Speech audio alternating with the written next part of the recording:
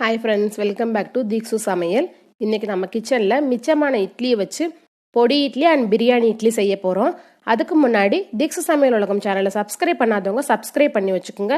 கூடவே bell button press பண்ணி வச்சுக்கோங்க. அப்பதான் நான் போடுற வீடியோ உடனுக்குடன் உங்களுக்கு அப்டேட் ஆகும். வாங்க வீடியோக்குள்ள போகலாம். ஃபர்ஸ்ட் இப்போ நம்ம பொடி இட்லி செஞ்சுக்கலாம். நான் காலையில செஞ்ச இட்லி மிச்சம் இருந்தது, அதில் தான் பொடி இட்லி செஞ்சு காமிக்க போறேன். ஸ்டவ் ஆன் பண்ணி கடாய் வச்சிருக்கேன். கடாய் ஹீட் ஆனதும் 1 டேபிள் ஸ்பூன் அளவுக்கு நல்லெண்ணெய் ஊற்றிக்கிறேன். ஏன்னா பொடி இட்லினால நல்லெண்ணெய் ஊற்றினா தான் நல்லாயிருக்கும். உங்களுக்கு விருப்பம் இல்லை அப்படின்னா நீங்கள் ரீஃபைன் ஆயில் கூட ஊற்றிக்குங்க. எண்ணெய் காஞ்சதும் 1/4 டீஸ்பூன் கடுகு, 1/4 டீஸ்பூன் உளுந்தம்பருப்பு போட்டிருக்கேன். இது நல்லா பொரிஞ்சு வரட்டும். நம்ம டெய்லி ஒரே மாதிரி இட்லியாக கொடுத்தா கூட போர் அடிச்சிடும் சாப்பிட்றதுக்கு. இந்த மாதிரி டிஃப்ரெண்ட் டேஸ்ட்டில் நம்ம செஞ்சு கொடுத்தா குழந்தைங்கள்லாம் விரும்பி சாப்பிடுவாங்க. வீட்டில் உள்ளவங்களுக்கும் கொஞ்சம் வித்தியாசமாக இருக்கும். கடுகு உளுந்தம்பருப்பு பொரிஞ்சதும் 1 கொத்து கருவேப்பிலையை போட்டுக்குங்க. அதுவும் நல்லா பொரியட்டும். கருவேப்பிலை பொரிஞ்சதும் நம்ம பொடியை கட் பண்ணி வச்சுருக்க வெங்காயம் இதெல்லாம் போட்டுக்கலாம். இப்போ பாருங்கள், கருவேப்பிலை நல்லா பொரிஞ்சிருச்சு. இப்போ நான் பொடியாக கட் பண்ணி வச்சுருக்கேன் வெங்காயம் போட்டுக்கிறேன். ஒரு மீடியம் சைஸ் வெங்காயத்தை நல்லா பொடியாக கட் பண்ணி வச்சுருக்கேன். அதை நல்லா போட்டு வதக்கிக்கலாம். வெங்காயம் கலர் மாறுற வரைக்கும் நம்ம வதக்கி விட்டுக்கலாம். பாருங்க, நல்லா வதக்கி விட்டுக்குங்க. நம்ம எவ்வளோக்கு எவ்வளோ வெங்காயத்தை வதக்க விடுறோமோ அந்த அளவுக்கு இட்லி டேஸ்டியாக இருக்கும். பாருங்க, இப்போ வெங்காயம் வதங்கிருச்சு. நான் காலையில் செஞ்ச இட்லியை ஒரு 5 இட்லியில் குட்டி குட்டியாக கியூப் சைஸ் கட் பண்ணி வச்சுருக்கேன். இதை கூட போட்டுக்கலாம். உங்களுக்கு விருப்பம் இருந்ததுன்னா இந்த கடுகு உளுந்தம்பருப்பு பொரியறப்ப நீங்கள் கடலைப்பருப்பு கூட போட்டுக்கலாம். அதுவும் நல்லா இருக்கும். நான் சிம்பிளாக செஞ்சு காமிச்சிருக்கேன், அவ்வளோதான்.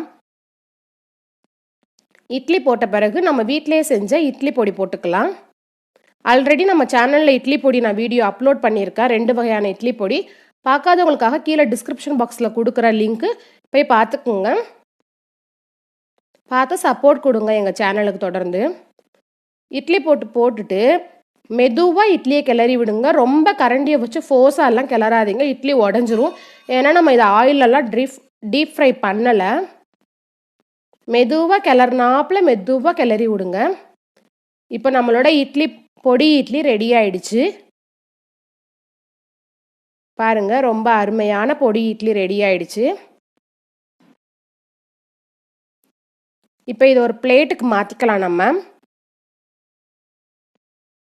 5 மினிட்ஸ் அந்த அடுப்போட ஹீட்லேயே இருக்கட்டும் இந்த இட்லி. கடைசியில் கொஞ்சமாக கொத்தமல்லி தலையை கிள்ளி மேலே தூவி விட்டுக்கலாம். நல்லா வாசமாக இருக்கும் இட்லி. இப்போவே நல்ல வாசம் கமகமன்னு வருது இந்த கொத்தமல்லி போட்டோன்னே. பாருங்க, இப்போ நான் ஒரு பிளேட்டுக்கு மாற்றிக்கிறேன். நம்மளோட சுவையான பொடி இட்லி ரெடி ஆயிடுச்சு. இது போல் நீங்களும் ட்ரை பண்ணி பாருங்கள். எப்படி இருந்ததுன்னு கமெண்ட் பாக்ஸில் போஸ்ட் பண்ணுங்கள் உங்களோட ஃபீட்பேக்கை. நெக்ஸ்ட்டு நம்ம பிரியாணி இட்லி எப்படி செய்யலான்னு பார்க்கலாம் வாங்க. அதுக்காக ஸ்டவ் ஆன் பண்ணி கடாய் வச்சுருக்கேன். கடாய் ஹீட் ஆனது 1 டேபிள் ஸ்பூன் அளவுக்கு எண்ணெய் ஊற்றிருக்கேன். இது நம்ம பிரியாணி செய்கிற மாதிரியே தான் செய்ய போகிறோம். தம் பிரியாணி செய்வோம் இல்லையா, அதே மாதிரி தான்.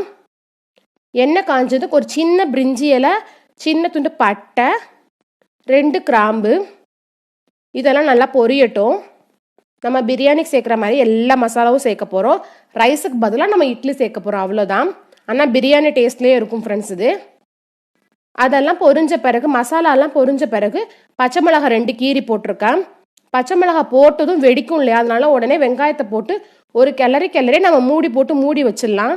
இல்லைனா பச்சை மிளகாய் எண்ணெயில் பட்டு தெறிக்கும், ஃபேஸ்லலாம் தெறிக்க ஆரம்பிச்சிடும். பாருங்கள் ஃப்ரெண்ட்ஸ், வெங்காயத்தை நல்லா வதக்கி விட்டுக்கலாம்.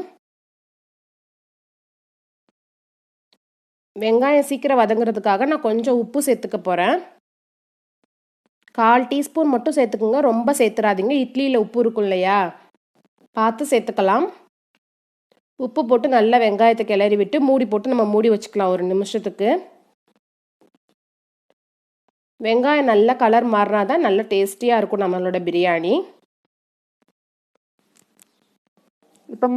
இப்போ மூடி போட்டு மூடி வச்சுக்கலாம். 1 நிமிஷம் கழிச்சு ஓப்பன் பண்ணி காமிக்கிறேன். பாருங்கள், வெங்காயம் நல்லா வதங்கிருச்சு. இந்த ஸ்டேஜில் நம்ம ஒரு கிளறி விட்டுட்டு இஞ்சி பூண்டு பேஸ்ட்டு சேர்த்துக்கலாம். இஞ்சி பூண்டு பேஸ்ட் நான் 1 டேபிள் ஸ்பூன் அளவுக்கு சேர்த்துக்கிறேன். அதை இஞ்சி பூண்டு பேஸ்ட் போட்டுட்டு நல்லா பச்சை வாசனை போகிற வரைக்கும் நம்ம வதக்கி விட்டுக்கலாம். பிரியாணி செய்கிற சேம் மெத்தட் தான் ஃப்ரெண்ட்ஸ் இதுவும். பாருங்க, நல்லா கிளறி விட்டுக்கலாம். நம்ம தம் பிரியாணி செய்வோம் இல்லையா, அதே மெத்தட் தான். நல்லா பச்சை வாசனை போகிற வரைக்கும் வதக்கி விட்டுட்டு நம்ம அடுத்து தக்காளி சேர்த்துக்கலாம். பச்சை வாசனை போகட்டும், அது வரை நல்லா கிளறி விடுங்க. இப்போ பச்சை வாசனை போயிருச்சு, நல்லா கிளறியாச்சு. இப்போ வந்துட்டு நான் ஒரு சின்ன தக்காளியில் அரை தக்காளி மட்டும் சேர்த்துருக்கேன். தக்காளி அதிகமாக சேர்த்தா புளிப்பு சுவை கொடுத்துரும், பிரியாணி நல்லா இருக்காது. பிரியாணி கொஞ்சம் காரமாக தான் இருக்கணும். தக்காளி வதங்கி எண்ணெய் பிரிஞ்சு வரட்டும், அது வரை வதக்கி விட்டுக்கலாம். பாருங்கள், இப்போ தக்காளி நல்லா வதங்கி எண்ணெய் பிரிஞ்சு வந்துருச்சு. இந்த ஸ்டேஜில் நம்ம மசாலா தூள்லாம் சேர்த்துக்க ஆரம்பிச்சுக்கலாம். இப்போ நான் அரை டீஸ்பூன் அளவுக்கு கரம் மசாலா தூள் சேர்த்துக்கிறேன். 1 டீஸ்பூன் மிளகாய் தூள் சேர்த்துக்கிறேன். நீங்கள் உங்கள் காரத்துக்கு ஏற்ற மாதிரி சேர்த்துக்குங்க. 1.5 டீஸ்பூன் மல்லித்தூள் சேர்த்துக்கிறேன். பாருங்க, நான் மிளகாய் தூள் எடுத்த அதே ஸ்பூனில் தான் மல்லித்தூள் சேர்த்துக்கிறேன். 1.5 டீஸ்பூன் சேர்த்துருக்கேன். மசாலாலாம் இந்த எண்ணெயிலேயே நல்லா வதக்கி விடுங்க. மசாலாலாம் இந்த எண்ணெயிலேயே நல்லா வதங்கி எண்ணெய் பிரிஞ்சு வரட்டும், அது வரைக்கும் நல்லா வதக்கி விட்டுக்கலாம். பாருங்க, நல்லா வதக்கிக்கலாம். இப்போ மசாலாலாம் ஒரு நிமிஷம் வதக்கி விட்டாச்சு. நல்லா எண்ணெய் பிரிஞ்சு ஓரங்கள்லாம் எண்ணெய் வந்துருச்சு. இந்த ஸ்டேஜில் புதினா கொத்தமல்லி தழை நம்ம சேர்த்துக்கலாம். உங்களுக்கு இந்த ஸ்டேஜில் விருப்பம் இருந்ததுன்னா நீங்கள் பீன்ஸ், கேரட், பட்டாணி வேக வச்சுருப்போம் இல்லையா, அதை 1 கப் அளவுக்கு எல்லா காய்கறியும் சேர்த்து வேக வச்சு இது கூட போட்டு நீங்கள் மிக்ஸ் பண்ணிக்கலாம். இன்னமும் நல்லாயிருக்கும். நான்வெஜ் சாப்பிட்றவங்களுக்கு முட்டை பொடி மாசம் நீங்கள் முன்னாடியே செஞ்சு வச்சுருங்க. செஞ்சு வச்சுட்டு இந்த மசாலாலாம் ரெடி பண்ணிவிட்டு நம்ம இட்லி போடுவோம் இல்லையா, இப்போ அந்த ஸ்டேஜில் நீங்கள் முட்டை பொரியல் போட்டுக்கலாம், முட்டை பொடி மாசு போட்டுக்கலாம். நான் புரட்டாசி மாதங்கிறனால முட்டை சேர்க்கலை. இப்போ இந்த புதினா கொத்தமல்லி எல்லாம் போட்டுட்டு மசாலாவோட பச்சை வாசனை போகிறதுக்காக ஒரு சின்ன கிளாஸில் 3/4 கிளாஸ் தண்ணி ஊற்றிருக்கேன். இந்த ஸ்டேஜில் நீங்கள் உப்பு காரம் பார்த்துக்குங்க. இப்போ மூடி போட்டு தண்ணி வத்துற வரைக்கும் நம்ம அடுப்பை மூடி வைக்கலாம். கடாயை பாருங்கள், கடாயை மூடி வச்சுருக்கேன் நான். இப்போ இந்த ஸ்டேஜில் இந்த டயத்தில் நான் இட்லி கட் பண்ணி வச்சுருக்கேன், ஒரு 5 இட்லி கியூப் சைஸில்.